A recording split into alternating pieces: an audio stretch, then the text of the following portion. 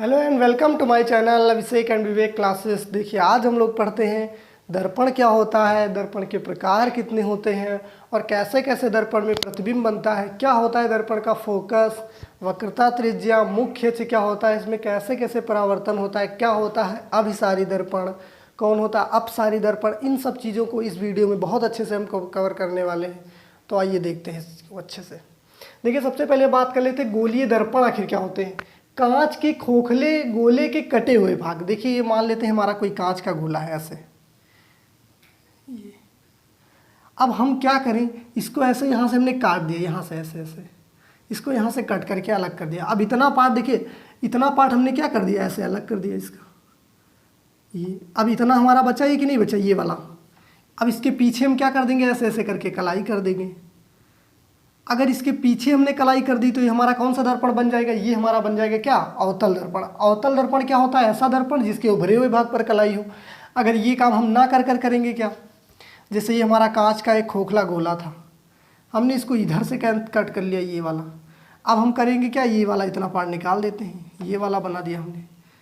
अब इसके हम क्या करेंगे, नीचे वाले भाग पर ऐसे ऐसे करके पॉलिश कर दिए, तो ये कौन सा दर्पण बन जाएगा, ये बन जाएगा उत्तल दर्पण। तो दर्पण क्या होता है, दर्पण क्या होता है, कांच के खोखले गोले का जो कटा हुआ भाग होता है वो क्या होता है, दर्पण। वो क्या होता है, दर्पण। और दर्पण मेनली टू टाइप्स के होते हैं। पहला कौन सा, उत्तल दर्पण एक तो होता है, एक अवतल दर्पण। उत्तल को बोलते हैं कॉन्वेक्स मिरर, अवतल को बोलते हैं क्या, कॉनकेव मिरर।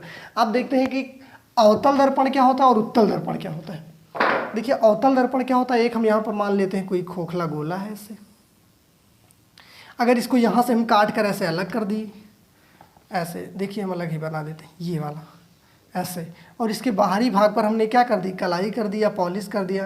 यानी अवतल दर्पण अगर आपसे कोई पूछे तो क्या बता सकते हैं, अवतल दर्पण एक ऐसा दर्पण होता है जिसके क्या होता है, उभरे हुए भाग पर कलाई होती है, यानी जिसके पर क्या होती, उभरे हुए भाग पर क्या होती, पॉलिश। अब देखिए ये कोई दर्पण, दर्पण का जो यहाँ मेन बीच में पॉइंट होता है इसे बोलते हैं ध्रुव। इसे क्या बोलते हैं, ध्रुव।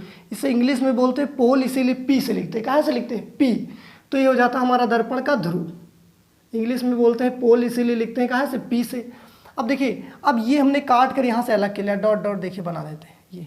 तो मान लीजिए अगर ये कोई खोखला गोला होगा, अगर ये कोई खोखला गोला था तो इसका कोई सेंटर होना चाहिए।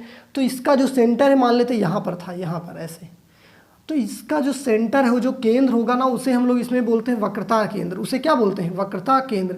इसे लिखते हैं सी से, यानी इंग्लिश में बोलते हैं सेंटर ऑफ कर्वेचर, इसीलिए लिखते हैं कहाँ से, सी से। ये हमारा सेंटर ऑफ कर्वेचर। अब देखिए पोल और सेंटर ऑफ कर्वेचर, यानी पोल और वक्रता केंद्र को मिलाने वाली जो रेखा होती है उसे क्या बोलते हैं, मुख्य अक्ष। तो मुख्य अक्ष क्या होती है, पोल और सेंटर ऑफ कर्वेचर, यानी दर्पण के ध्रुव और वक्रता केंद्र को मिलाने वाली रेखा को क्या बोलते हैं, ध्रुव, मुख्य अक्ष बोलते हैं। क्या बोलते हैं, मुख्य अक्ष। तो ये हमारी क्या हो जाती है, ये हो जाती है हमारी मुख्य अक्ष, मुख्य अक्ष। और ये क्या हो जाता है हमारा, ये हो जाता है वक्रता केंद्र, ये हो जाएगा वक्रता केंद्र। अब देखिए वक्रता केंद्र और ध्रुव, इन दोनों का जब बीच वाला बिंदु होता है उसे बोलते हैं क्या, फोकस। उसे क्या बोलते हैं, फोकस। ये हो जाता है हमारा फोकस। देखिए बहुत गौर से समझिए छोटी छोटी बातों को, क्योंकि इन सब चीज़ों से आगे ही निकल कर आप बहुत बड़ी बड़ी चीज़ें इसमें सीखेंगे। तो अवतल दर्पण क्या होता है, एक ऐसा दर्पण जिसके उभरे हुए भाग पर कलाई होती है तथा परावर्तन दबे हुए भाग से होता है। अब देखिए दर्पण का ये क्या होता है, ध्रुव होता है, और ये क्या होता है, यानी जो खोखले गोले का जो केंद्र था वही दर्पण का क्या होता है, वक्रता केंद्र। वक्रता केंद्र और ध्रुव को मिलाने वाली रेखा को क्या बोलते हैं, मुख्य अक्ष। क्या बोलेंगे, प्रिंसिपल एक्सिस या फिर मुख्य अक्ष। अब वक्रता केंद्र और पोल, यानी सेंटर ऑफ कर्वेचर और पोल, इन दोनों का जब बीच वाला बिंदु होता है उसे क्या बोलते हैं, फोकस। उसे क्या बोलते हैं, फोकस बोलते हैं। उसे क्या बोलते हैं, focus. Same as it is यहाँ पर होता है। इसमें क्या होता है, उत्तल दर्पण में क्या होता है, उत्तल दर्पण में क्या होता है, दबे हुए भाग पर पॉलिश कर देते हैं। इसमें जो हमारा पॉलिश होती है, कलाई होती है, वो दबे हुए भाग पर होती है। तो दबे हुए भाग पर हमने पॉलिश कर दी। अब देखिए जो मिड पॉइंट होगा दर्पण का उसे क्या बोलेंगे, पोल, पोल या फिर ध्रुव। अब इसका भी कोई केंद्र होगा तो इसका जो केंद्र होगा उसे क्या बोलेंगे, वक्रता केंद्र।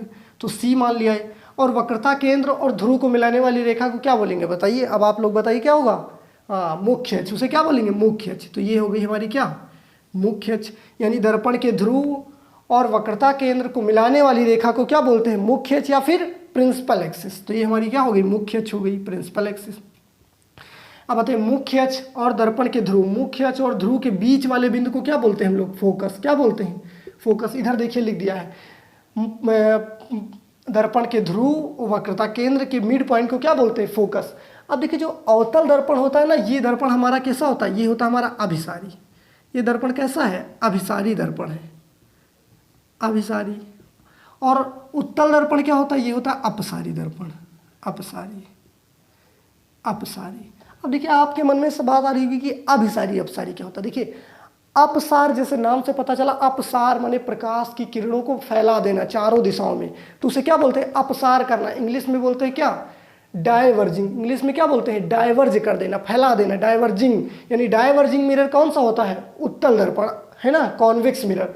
इसे बोलते हैं क्या, अपसारी। अपसारी का मतलब ये प्रकाश की किरणों को चारों दिशाओं में फैला देता है। अभिसारी का मतलब होता है कन्वर्ज कर देना। कन्वर्ज माने ऐसे, देखिए दो प्रकाश किरणें ऐसे ऐसे आ रही तो उनको एक ही पॉइंट पे ले जाकर मिला दो, है कि नहीं, दो तीन जितने भी हो तो एक ही जगह पे ले जाकर इकट्ठा कर दो, तो उसे क्या बोलते हैं, अभिसारी। आपने देखा होगा अपने गलियों के स्ट्रीट लाइटों में जो लैंप लगे होते हैं उसमें कौन सा दर्पण होता है, उत्तल दर्पण। क्यों, क्योंकि वहाँ जहाँ लगा होता है उसके आसपास में ही वो लाइट देता है, यानी अपसार कर देता है। तो इसे वो कौन सा दर्पण होता है, वो होता है हमारा कौन सा, उत्तल दर्पण।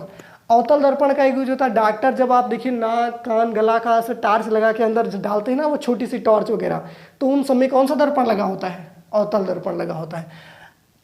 तो आप लोग का अच्छे से समझ चुके होंगे कि वक्रता केंद्र क्या होता है, फोकस क्या होता है, पोल क्या होता है, कौन सा दर्पण अभिसारी, कौन सा अपसारी। अब देखते हैं कि प्रतिबिंब बनने के नियम, यानी दर्पण में प्रतिबिंब कैसे बनता है, प्रतिबिंब बनने के क्या नियम होते हैं। प्रतिबिंब बनने के नियम, प्रतिबिंब